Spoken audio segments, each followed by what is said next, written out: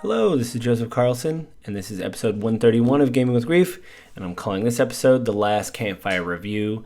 I have just finished the game, but I want to remind you guys that this podcast will hit my website, www.gamingwithgrief.com, Monday morning at 7 a.m. Go there, let me know what you think of the show, give me comments, reviews, things like that, what I can do to improve, or you can write me an email at gwgpodfellows@gmail.com, or you can go to the iTunes, Apple Podcast app, or the Google Play Store, subscribe to the show, leave me the likes, the stars, and things like that.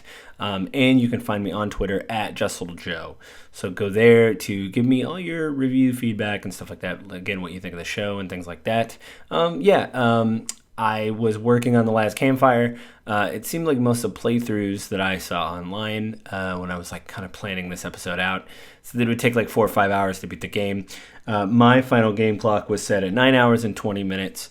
So you can tell that I am not that great at the game. I'm kidding. I'm okay at the game, but I am, how should I put this? I guess I'm bad at games. Yeah. Anyway, I don't know if I'm that bad at games. But this just took me longer than I thought because I was actually trying to go for a lot of the collectibles and stuff in the game and try to find everything I could, but there was some stuff that I did miss. But I did get all of the creatures. Basically, to give you a setup for this game, it is like a 3D puzzle game, which I guess there was 3 members within Hello Games. This is developed by Hello Games. It came out on August 27th, 2020. It was released on Switch, PC, PS4, Xbox, and it appears phones, but I think that came later. I can't really verify that. I know I'm playing on Apple Arcade.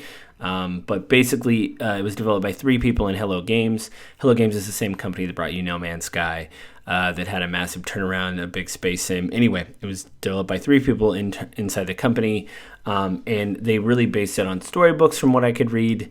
And it really feels like that. The voice talent is there's 2 men that basically just make up a gibberish language when you're talking to these creatures. If you can imagine a really shrunk down pill with the burlap sap on it, that's pretty much what you're playing as. Your name is Ember. You basically get separated from everybody. You're going down the river. And your tribe, clan, society of people is going towards this really well-lit blue campfire. And they kind of allude to it being death. That they are moving on. You get separated from your group down this river. And so what you do is basically set out to try to right the situation and complete puzzles and things in the world. You keep unlocking new areas. There is a campfire near every area with a spirit that talks to you that says, we'll give you hints on where to go to find other people that were like you, the forlorn that turned to stone. When you encounter one of your kin, tribesmen, clansmen, people, it basically zooms in and opens up a puzzle box. You basically have to find their ember, their spark, complete a puzzle. You grab the spark. When you do that, it zooms out, and you give them their spark. They wake up from their slumber. They were stoned, then they turn back to a living, breathing thing, and they go wait by the campfire. Now, in every level, there's about 8 or 9 of them to find. A few of them are optional. I actually ended up finding all of them. And it was really good feeling. There is a narrator reading every voice.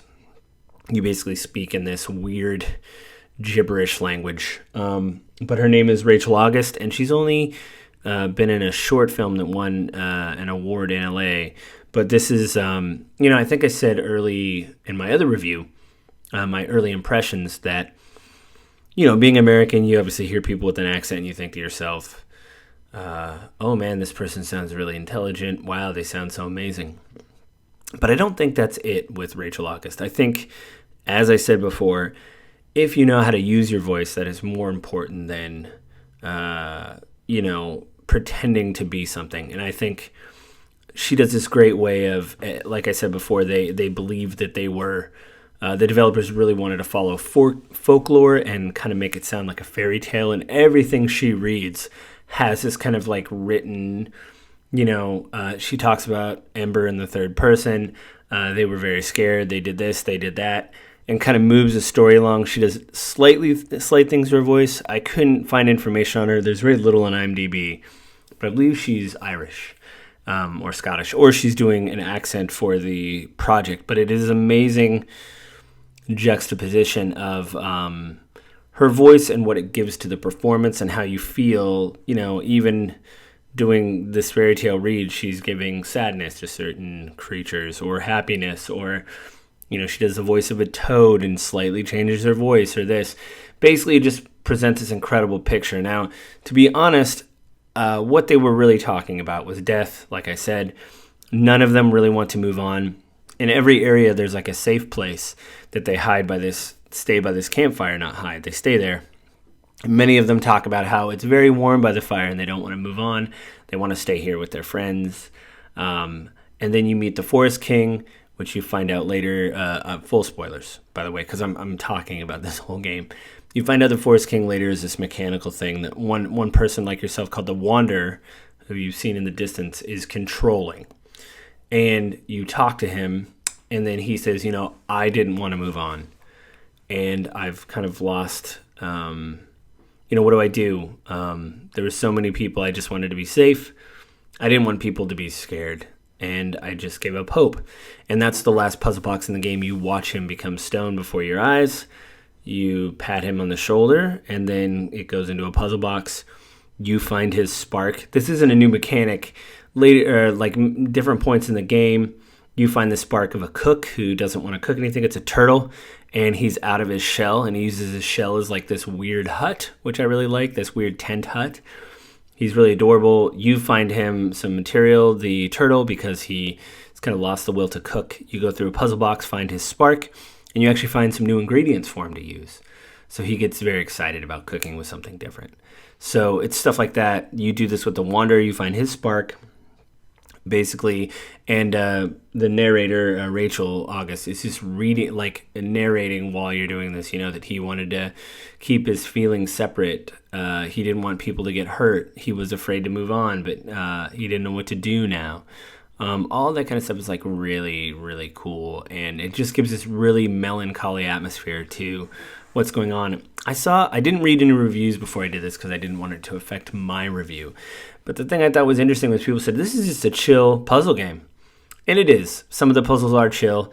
And full disclosure, I did look up some of the puzzles online because I don't know if you're like me, but if you get to the end of a game or a movie or whatever, like if I'm reading a book, I speed up when I read. If I'm watching a movie, my wife and I will maybe say something. If you're at home watching a movie, obviously you'll say something back and forth. Oh, that's cool, or this is cool.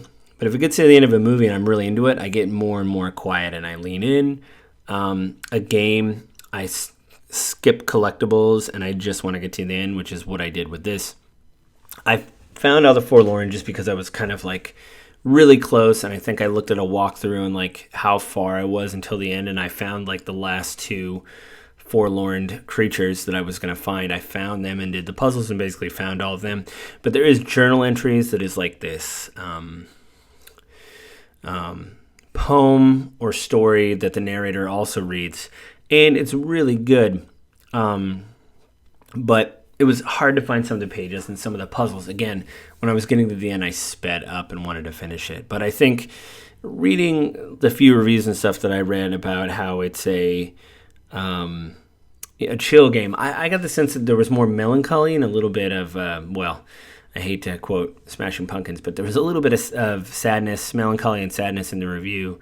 The idea of moving on in death and not wanting to let people down. The Wanderer talks about this, and the end is very moving because you take the Wanderer with you and you basically move on and you open the door where the last campfire is, and all the forlorn that you save get boats and they meet you.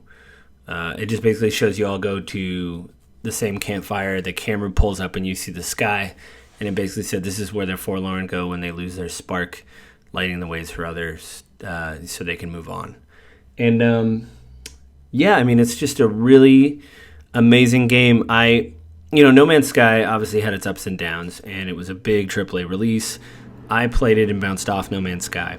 But I think stuff like this is important because I remember when this was announced, I was kind of excited because I thought this is an amazing thing for developers to,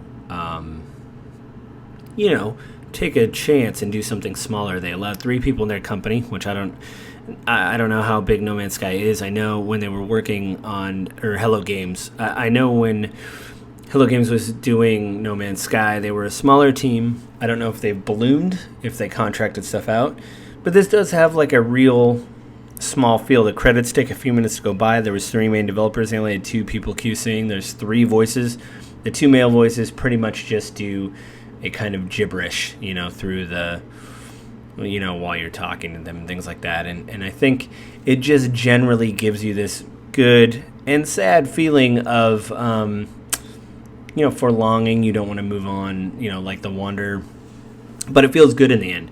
In fact, you can tell the last, the spirit at the last campfire, well, the penultimate campfire, you can say, I don't want to move on, I want to help. So I think mechanically that basically means you can go back and get any collectibles you want to get. But I was kind of ready to move on. I'd found all the Forlorn, and I don't need to read every diary page. I might later. I might go back and kind of clean things up. But, it's this very fairy tale version of death and moving on, and I thought that was different, and it gave it a little bit of gravitas. And there's some very sad lines. Like I wrote a couple down here. One of the first Forlorn you meet before you move. It seems like every time you move to a new area as Ember, you run into a new creature. And one of the things I wrote down that Ember says is, not all problems are puzzles to be solved. And then he moves to a new region. Then he basically says that, like the last area he goes to basically says that he could hear singing in the Forlorn that was a piece of stone. And he says basically that, this person was everything and nothing at all, and it was basically just a front.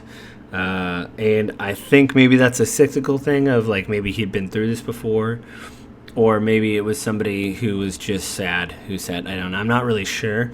But I think it was really important to show that. And again, I don't think this is as chill. Some of the puzzles are pretty rough, too. I looked up some of them because, again, when I was getting towards the end, one, I had to finish this for the podcast, but also I just wanted to see what the ending was. So the puzzles to me, I mean, I guess really if you wanted to get a review of the puzzle, you should probably go to like IGN or GameSpot. A lot of those people reviewed it. I know on Metacritic it's in the mid-80s.